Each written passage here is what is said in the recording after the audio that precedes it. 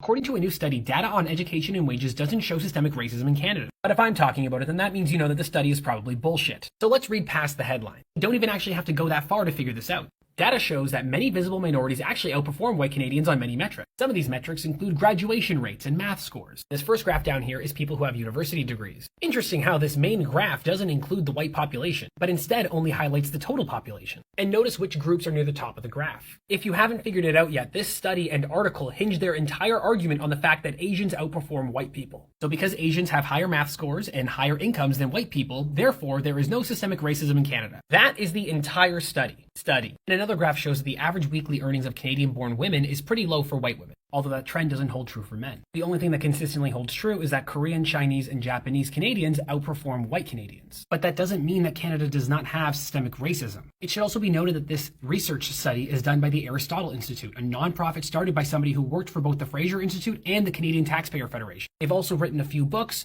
and if you just go and look at the chapter titles of those books, you can see the bias inherently in them. And as many people online have noted, you can say that there's no systemic racism, but only if you completely ignore the dismal outcomes of Black and Latino people. So the next time you see a headline like this, don't just believe it. Click on it, look into it, look at the study, because more often than not, when you see a headline like this, it's obviously misleading and it's clickbait.